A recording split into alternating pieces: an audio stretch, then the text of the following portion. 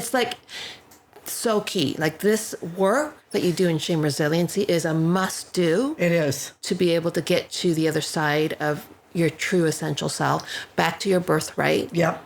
And then, and I like that, even the birthright idea, because we were born with it. And shame came into our life later on and took us into hiding. Yeah. So it's coming out of hiding to deal with our shame. Well, Miss Mary. Wow, I haven't heard. Jillian, I know. I have not called you that for a long time. Well, because we just kind of keep evolving. We do. So I'm going right back to the You're going roots. right back. Right back to our roots. Miss Mary, how are you doing today? I am doing well. Great. Yes. I'm not loving the chapter that we're going to talk about. Well, no one is. But at the same time, I feel like we've talked about it a lot. We're talking about shame resiliency. Yes. If you go backwards to any of our previous seasons, we've talked about it before. But I've been giving it more thought, not just having written the chapter, but like, how is it playing out in my life and how am I doing with it? Because my number one biggie emotion, Your big loogie? my big loogie, is shame. But let me stop you there because, we're going to dig into it. So let's slowly dig into it. Yeah, let's be like digressing. Ease into it. This is where we could digress very quickly. Yeah. But what the title is shame resiliency. Yes. So let's focus on the resiliency part when we're thinking about this, because shame is, we have all experienced shame, absolutely every single one of us.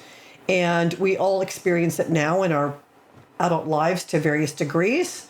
And we've carried some of that shame for a long time. But the resiliency part is the hopeful part. And that's exactly why we're in this the last section of this book is the transformation section. Mm-hmm. So I know many of you would have liked to skip the first and second sections of the book and gone straight to the transformation piece because we want the quick fix, right? Yeah. Yeah. We do. We want to just give me the 5 steps. That's why every one of those podcasters out there goes the 10 ways to self-mastery. Yeah. The 4 ways to shame resilience. Yeah. It's not happening. Yeah. You got to do the work, but we're in the part now where we are in the transformation stage. Right. Because we know our listeners and readers are with us now. Yeah. And they've done the work. Yeah. If you're hung in there with us, we know you've done the chapter already on identifying shame in your life. By this time, hopefully, you're more aware of how shame is showing up in your body, in your thoughts. And just the way you react to situations. So I often, when I feel shame, I feel it in the pit of my stomach, like the earth is dropping below. And I was thinking about an example that happened to me, I don't know, last year or so, because it was such a significant experience of it. And it was when I was going to do a taping for a TV show, and I was trekking along. I was close to, because I had to drive about 3 hours to get to my location, and I was about only half an hour away from that location. And it hit me that I left every single one of my clothes. That sounds bad. I had the clothes I was wearing. I had clothes on. My sweatpants, my sweatshirt, my sweater. And I'd left everything back at home 3 hours away. And I was driving and I start to panic and I start to feel this, oh, you idiot, how could you do it? How could you forget? And that refrain started to happen. I started crying.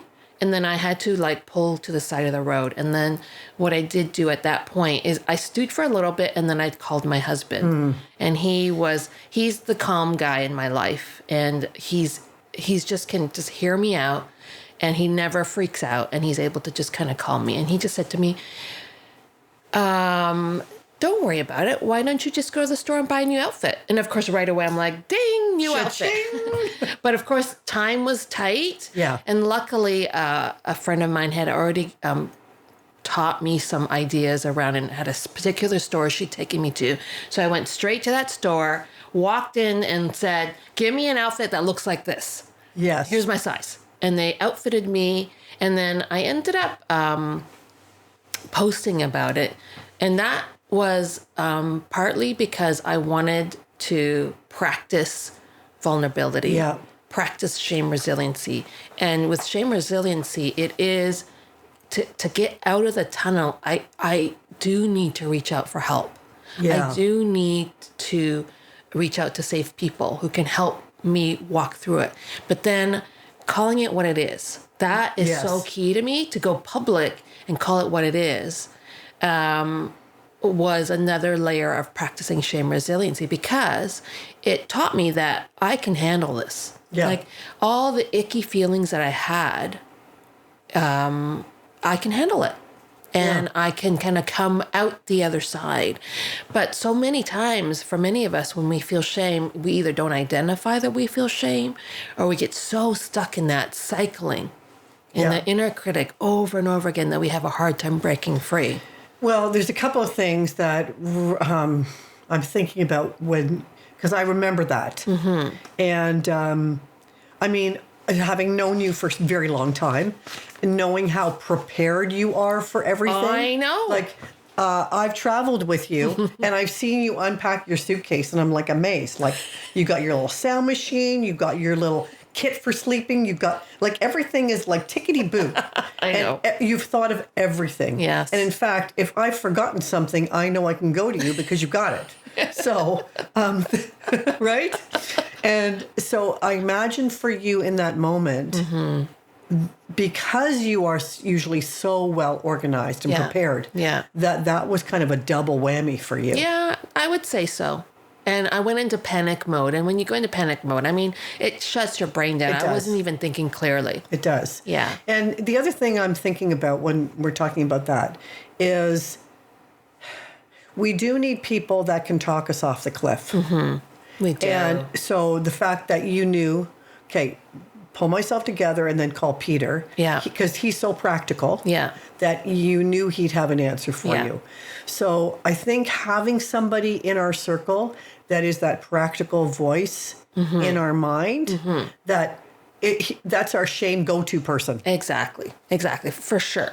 I remember at that time I had also reached out to a friend who lived in the neighborhood, and she says, "Come on by. My husband's happy to lend shoes to you. Can you handle size 11?" And she knew that I needed some levity, and that just finally that broke the hold of shame on me. Yes, for sure. And it got me into the, okay, I can now problem solve. I can work this through. This is going to be okay. That's right. And then it just became, it is now a funny story. Like, I don't feel any shame anymore talking about it, because it's been processed. And so, we all have different experiences like that we can choose to be stuck in it. Yes. Or we can choose to move through it. And I think that's the key thing about shame resiliency, is the recognition that it is one of the most uncomfortable emotions that human beings experience, because it speaks to the core of our worth and who we are. Yes, it does. And our value. And so a lot of times people just would rather avoid dealing with it, or they don't even recognize that it's happening in them. Well, I think for me, when I get into that piece, shame, like, I have failed myself. Oh, gosh. Not only have I failed maybe others, but I failed myself in such a fundamental way. Yeah. And then, that shame tunnel where you get in there and it's such a dark place and you cannot see the way out. You can't see the outfit at the end of the thing or whatever it might be. You're just so stuck in that tunnel. And shame holds us back from reaching out because we don't want to, like, share our shame with another person. We're beating ourselves up. We don't want to share our mistakes, our failures with others. And then we're stuck in this place where we're piling on the shame to ourselves, but then we're keeping ourselves so isolated that that's not helping either. And then those of us in your life, as you're talking about yourself, we can pick up on cues that you've tunneled in. Oh, yeah. Inwards. Yes. And what I've learned as a friend of yours is to actually reach out. Yes. And to call you on it. because you do have this phrase of saying, I just need time to process it. And it is true. I do have to respect that for sure. So it's always the balance of saying, okay, but I'm here for you. Yes. Please reach out when you're ready to. And you've been very good at doing that. And when you do that, like, I know that you, like, I mean, that's the thing. We're all so different. And in that instance that I shared, I kind of needed that immediate because I was just like panicking. Yeah, well, you had to have an immediate answer. I needed an immediate answer. But in other instances, like you, I need some time to process on my own. But if that's all I do and I don't reach out of it and I know I'm stuck in that place, then that's a problem. And so I think that having the safe people in your life who are sensitive to where we are at, but at the same time will reach out a hand and say, hey, I'm here for you. Yeah, and going back to the previous chapter where we talked about, when people, like the funeral thing, when people don't know what to say, so they don't say anything, it's bad. But like if you struggle with shame and you know that the best thing for you is to reach out to a trusted person, like you can reach out and just say, listen, I'm really struggling with some shame in my life. I'm not ready to process it yet or talk about it right now. But I would like you to maybe circle back and check in with me in a couple of days, because the worst thing to do is the retreating. Like you do, I need to retreat. I have to be honest. I need time alone. I will retreat. I will get up in the middle of the night. I'll sit in the stillness of our house without any noise and journal.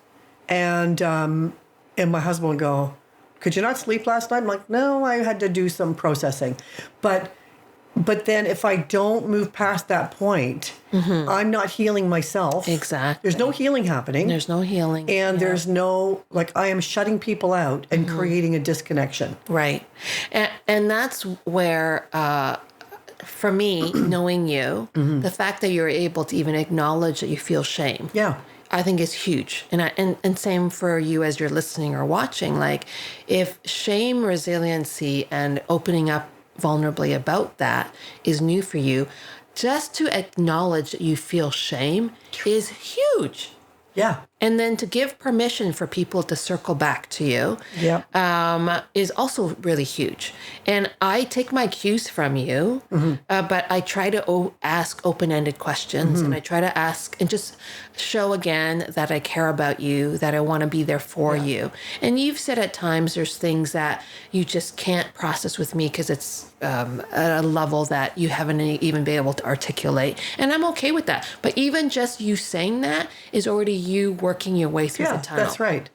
And so what I would say is, if you don't know what shame feels like, it is time to revisit that chapter on shame, which I think was chapter 4 or something, because some people can say, well, I'm just embarrassed. No, shame is worse than embarrassment. It is a very deep, seated thing. And for me, you feel it in your stomach, not to be too graphic, but I feel it in my stomach and my bowels. And it actually causes me not to eat. Wow. I can't eat when I feel shame. Yeah. So I know, this is what this is. You're shutting down big time. Oh, yeah. Yeah. So if you don't know what shame, how it shows up in your body, I really encourage you to think of some times where you think you were feeling shame and what was really going on, or pay attention to that, because your body's going to tell you. I think my body tells me before my brain tells me. Oh, absolutely. My brain is trying to protect me. It's going to self-protection mode. Yeah, and denial and all that stuff. Or deferral to someone else, right? Oh, yes. But my body is definitely telling me that it's shame. One time I broke out in hives. Wow. Yeah. I woke up in the middle of the night and I was covered in hives. And I was like, what is this? Did I change my laundry detergent? No. It was a extreme reaction in my body to shame.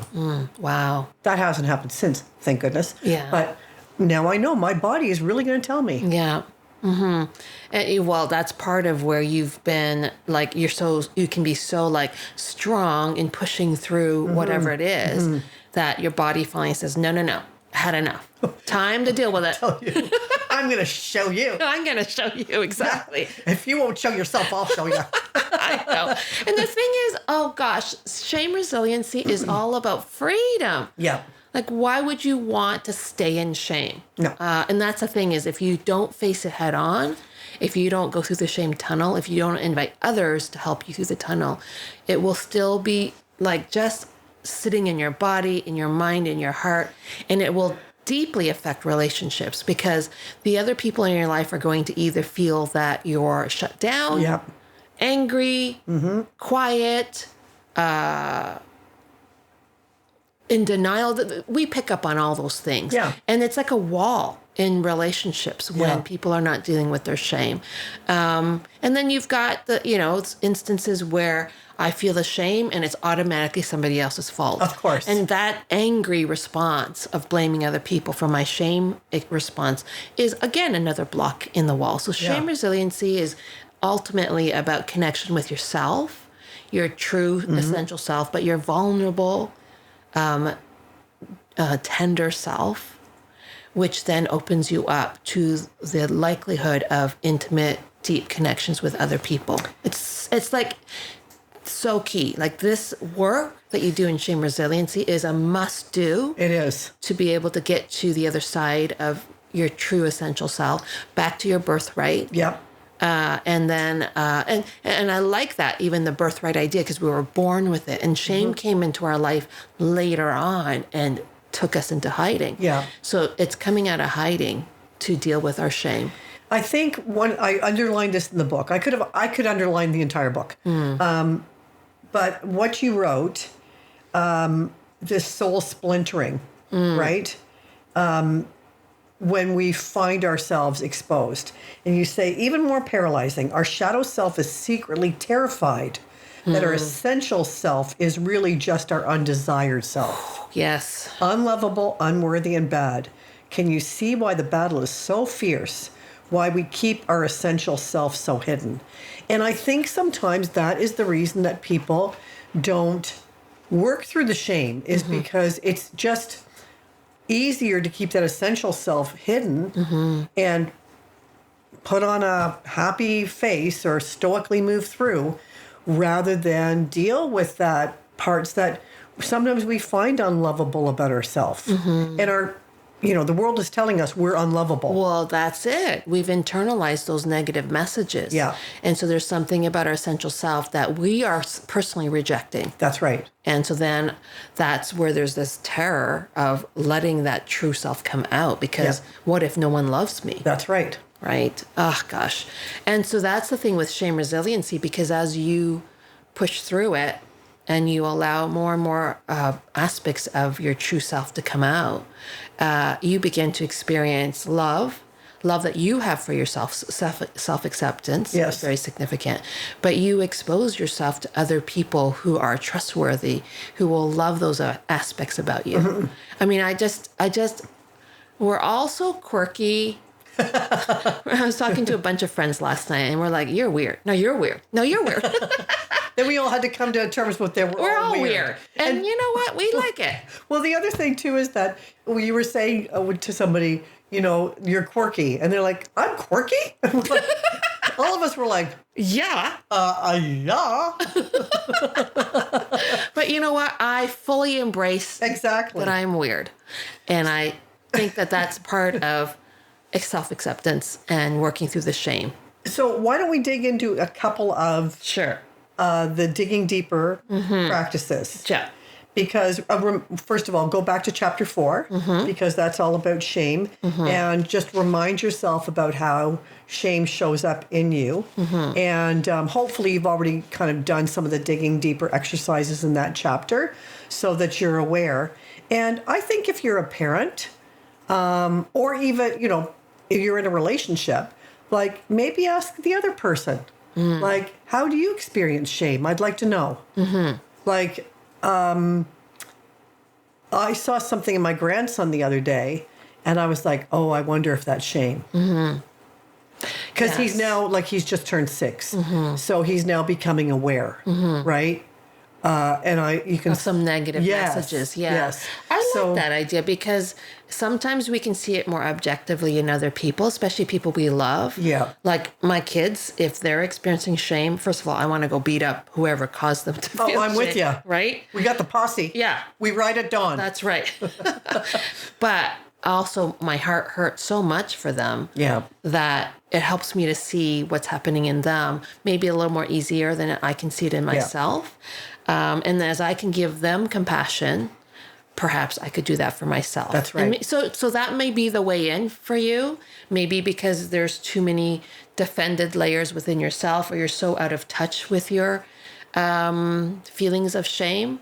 I know, for example, Peter, who is I've already talked about, he's an engineer. He is very logical. He's not always aware of how he feels, and he's openly admitted that. But my gosh, if you ask him to talk about his kids, he goes into total mushball mode. And mushball mode opens him up to recognizing, like, he hates to see his kids hurt. Mm-hmm. And so it starts to help him to go, oh, I wonder if I felt like that. And I think about myself at that age and what was I going through? Yeah. And then he gets into, so he's able to access things. Yes. Mm-hmm. So, number one, go back to that chapter and figure out what that looks like for you. And there are emotion wheels so that you can print off, like, just go and look up emotion wheel. There's tons of them out there. Print one off and determine, is this just mild embarrassment or is this shame? Right. Right? Right. And one thing I would like to end with as a suggestion is that pick something in your life. Maybe start with something that's not so tender, but something in your life that caused you to feel shame. When you look back at it, you realize it, and maybe you've never told anyone it. Find a safe person, maybe in your RB group, Re-Becoming group, that you can share that story. But you have enough distance with it that you're maybe able to even laugh about it, but you're just practicing the act of talking honestly about things that caused you shame. Yeah. And then as you've practiced that, you can then move on to something more recent or maybe something that's not fully resolved. And as you do it, you realize it becomes easier and easier. And I look back and go, how did I ever live without this? Like, how did I stay so stuck and like in shame? It's not good.